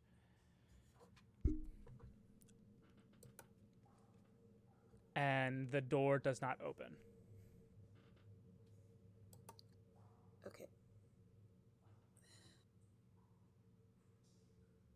So then I guess the ones associated with more feminine things? The bell, the letter, the ring? Like, items that were given to them? Yeah, maybe. I want to try the bell first. Okay.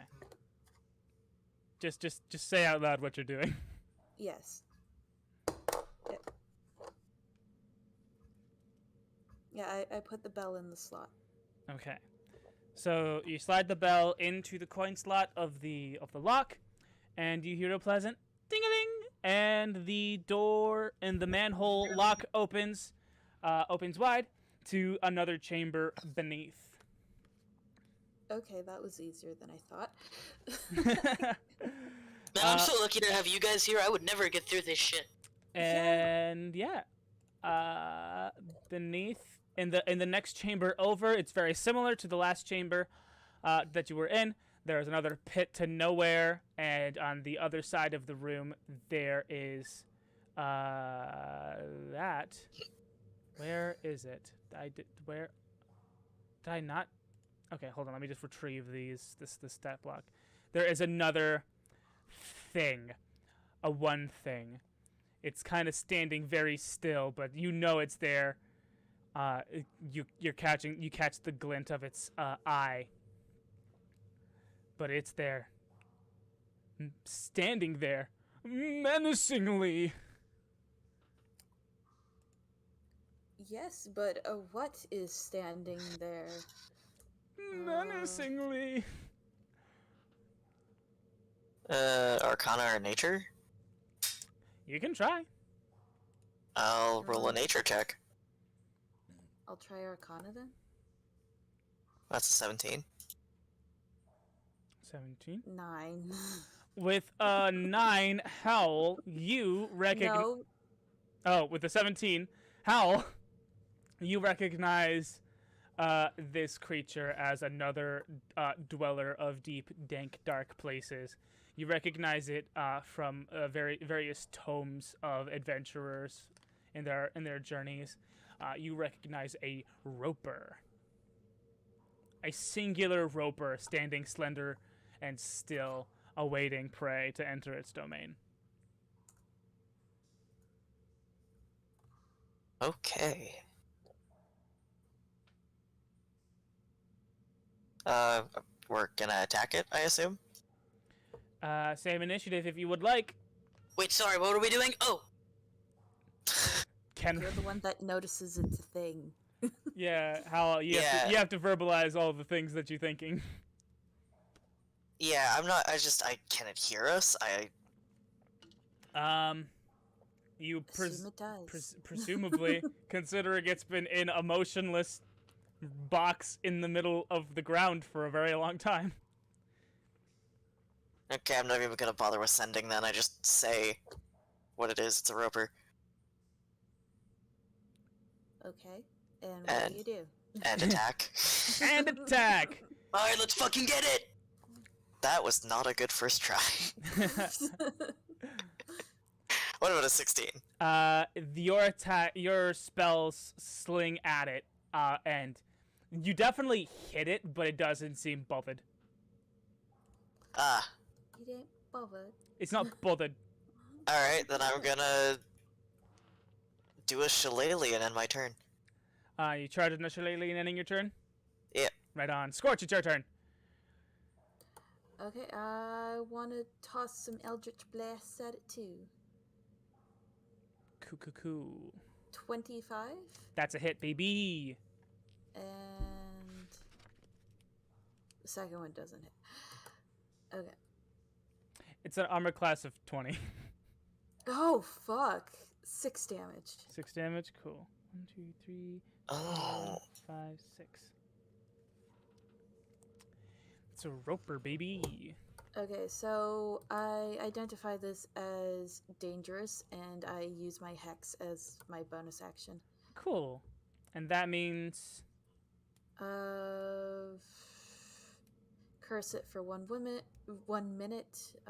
Against the cursed target, you gain a +3 bonus to damage rolls, score a crit on a 19 or 20, and I regain 9 HP if it dies. Cool. Cool. Yeah. Is that your turn then? Yes. Cool. Ken, it's your turn. Alright, this thing Skortch just lit up this creepy thing in the dark. Dope shit. Is it dark for me currently? Like, can I see? You can see it. It's just dark in general. Okay. Skortch is providing most of the light. Okay, and is it off the ground or is it on the ground? It is on the ground.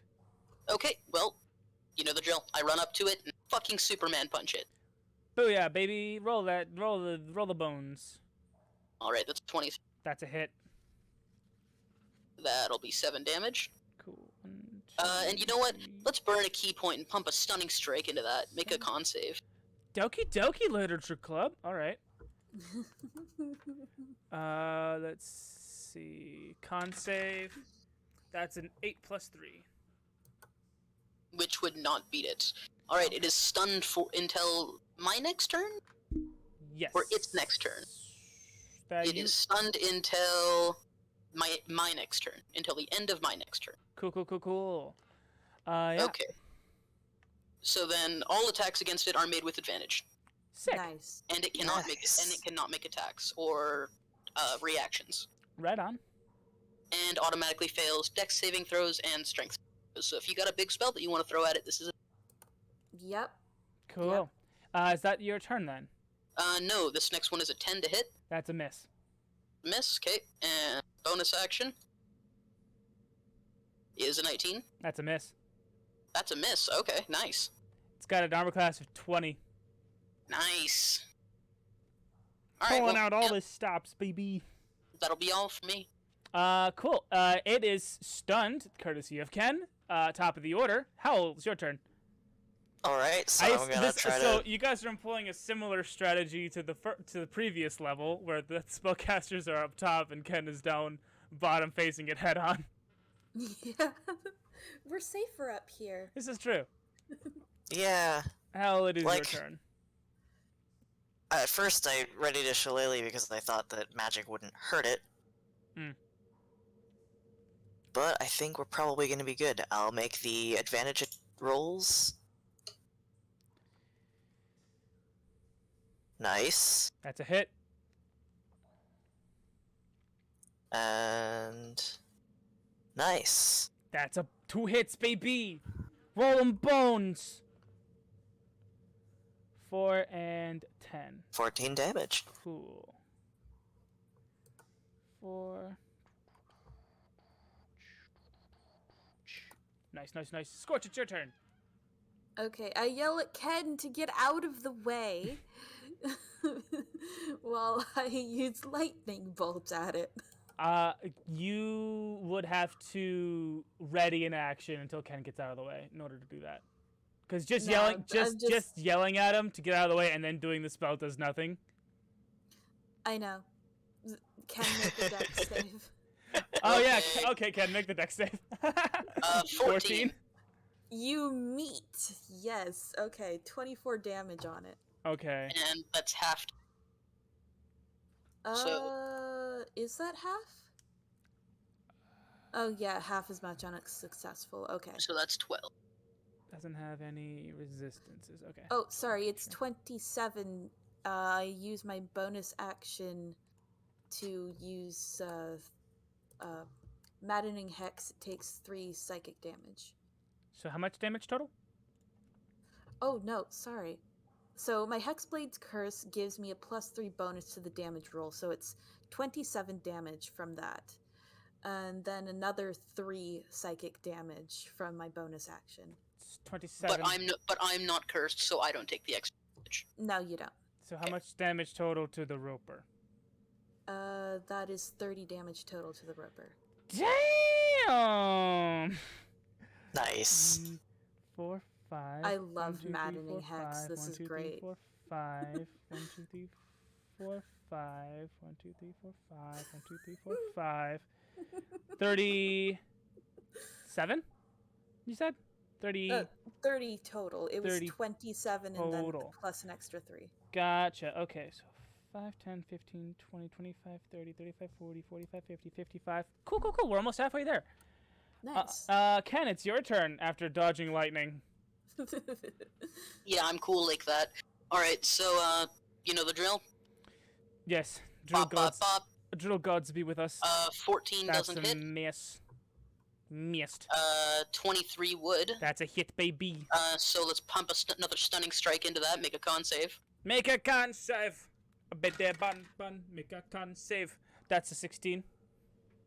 Would that beat? Yes, that would beat. It's a good thing I have one more attack. Let's see if this one will hit. Nope, it will not hit with 14. Does not hit. So it is not stunned after your turn is over? It is not stunned after my turn. Gotcha. Okay, how much damage And, that was only 5. then? Okay. 1, 2, 3, 4. Oh, you know what? I should have been... Ah, fuck. I fucked up on that totally. That's alright. Everybody makes mistakes. Is that your turn? No, it's that I could have used my bonus action to make a dex save instead. But that's on me. Okay, so it's no longer stunned, and it's the roper's turn. It is going Actually, with my remaining movement, I will run away. to... Okay. Just out of its range, it cannot make an opportunity attack against me because until the end of my turn, it is stunned. Gotcha. Yes. Okay. Ooh, yes. Ken swiftly back springs out of its attack range. It reaches. Makes. Okay. Cool. It is going to see. It's going to remember who shot lightning at it, and shoot one of its many tendrils up at that thing. 8 plus 7 to hit. Yeah. So 15. Yeah. 15 to It hit. hits. Okay, go ahead and make a DC 15 grapple escape. So strength or dexterity? Strength or dexterity, yes. I'll go with Dex then. Okay, yeah, you 17. kind of you see the tendril coming. It hits you. It does hit. Wait, yeah. So it does hit you, but you do not get grappled by it. It is going to make a second. Going to use another tendril to shoot out at Howle. 13 plus 7. Oh, that's definitely gonna hit. Go ahead and try to escape a grapple with a DC 15. Sorry, was that strength or dexterity? But Both. either. Like, yeah. Oh, nice. Okay. How about an 18? Yeah, you guys are really good at dodging the Roper's tendrils. Nice. Tendrils. It can't do anything else for its turn. Top of the order. Howle, it's your turn. Alright, so it's like next to me, right? You're above it. You guys haven't entered the... You guys are still, like, shooting spells from the hole in the ceiling. So it just tried to hit me with like a limb then, okay. Yeah. Oh, let's just It's- keep Eldritch Blasting it then. Yeah, it's trying to reel you down into its domain. Oh my with its god, that's a tendrils. 1. That, yeah, Oh, that does not hit. roll And to because- not and hit because- Ken. Well, no, it's not even gonna hit Ken because he back sprang out of the way. Yeah, Ken's not in melee range anymore. So both of those and then miss. the second hit, yeah. Both of those miss. Yeah, that's it. That's my turn. Skortch, it's your turn, baby. Okay, I'm gonna switch to Eldritch Blast and try to hit its face. Hit its stupid Uh, face hole. That's a hit, 25 baby. with 4 damage. 4 damage. Don't knock 4 damage, man. It's the lowest I can do. Oh no. And then the second one is a miss. Yeah. Okay. Is that your turn then? No, I'm going to hit it with Maddening Hex again, so an extra 3 psychic damage. Coolio, baby. Oh, sorry. The one that hit is 7 damage, so 10 damage Okay. total from me. Okay. I Right. always forget. See, 5, 10, 15, 20, 25, 30, 35, 40, 45, 50, 55, 60, 65, 70. Cool. Yeah, Ken, it's your turn. Okay. I will run back into melee range with it. Mhm. And, well... first one's gonna be a 19. It's a miss. Second one is a 20. That's clash, actually. I'm gonna go ahead and make a tendril attack. That's 12 plus 7. Which is that's a 19? Yeah. Damn, That's a clash. That's a clash. Okay, go ahead and make that clash attack, baby. Alright. Make that free clash. With a 17. That's a miss. So you try to hit it. It counters with a tendril trying to wrap around you, but you swat it away with your freaky kung fu, and you try to get a secondary clash off of that clash, and you miss. You still have the rest of your actions and whatever. Yep, and so that's... stuff. What was that? I have one more action? Yes. Okay, Ken will, realizing that hitting it is going nowhere, he is going to make it make a dex save. I don't think it. Hold on, let me double check here. Does it have a perception? Oh, okay. So it's a speed of 10 feet and a climb of 10 feet, which is not a lot. What's the check then? Dex, DC 14. DC 14. It fails. Wonderful. That is going to be 2d6, cold damage, let's say. Okay, So that's fun. Right on. 8 damage, as Ken punches it, but pulling the punch, and just a huge exhale of ice comes out of his knuckles. Oh, cool. The chilly knuckle fart. That's disgusting. Is Yes. that your turn? That will... I'll chance an opportunity attack and back away from it again in case Skortch wants to do anything. Yeah, it's gonna take that opportunity attack with a Alright, have a go. with a tendril. That is a 18 to hit. It does not hit. Okay. So Ken will back away the full 30 feet. It is now its turn, the Roper's turn. It is going to try to wrangle you Ken once again with its tendril, and it misses. And it's going to try one more time, and it misses again. Howle, it's your turn. Ken is just doing mad flips. Mad whip dodges. Jacques the Whipper would be very impressed. I'm just gonna keep trying to hit it with Eldritch Blast. Keep trying to hit it with Eldritch Blast. That one will hit. Ah, that almost trying to landed hit on it with a Eldritch 16. So one hit, one did not. Well, at least I got max damage. Yay, 10 damage, baby.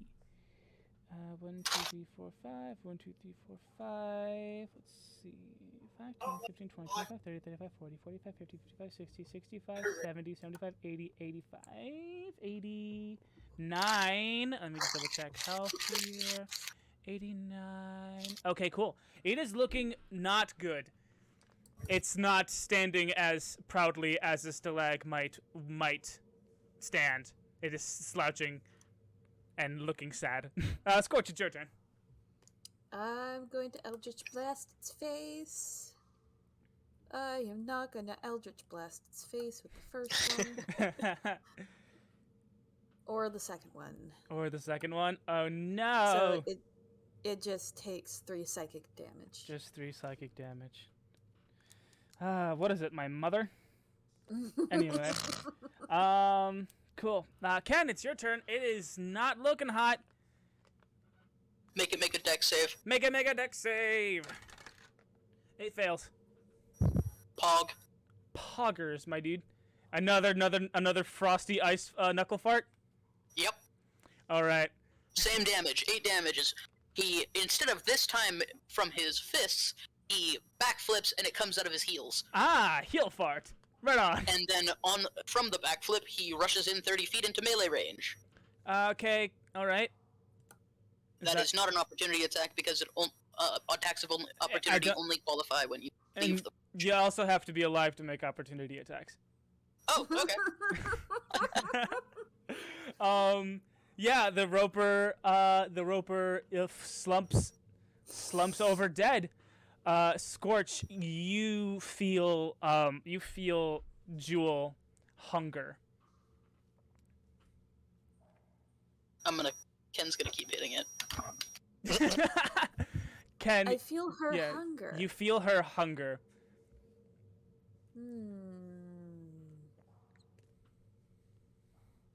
Hey, Jewel, what's up?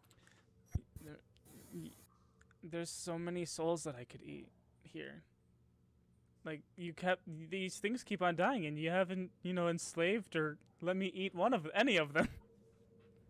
I thought that was only things associated with fire. Oh no, it's literally anything. Anything that lives has a soul, and I can eat it. Okay, I guess this thing's the biggest one, so... Nom nom nom! Go nom. You're going to... So yeah, you ignite the soul of the Roper, and the Roper's soul turns into... becomes, like a flaming, wacky, inflatable arm flailing tube man. And with the snap of your fingers and a flick of your wrist, you consume it for the amount of health that that is in Mother of Fire. I don't remember what it was. Features and traits. Now all that's left to do is to look around on this new level.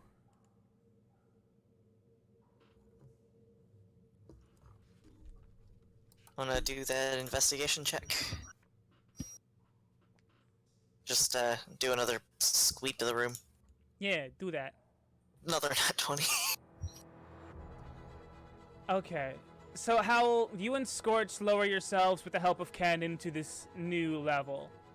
And you look around, bottomless pit to one end, dead roper to the other end, and you look down at the third puzzle manhole that you have encountered in this dungeon crawl.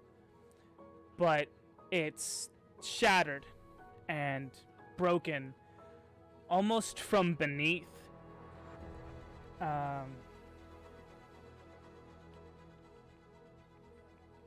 It's not a good sign.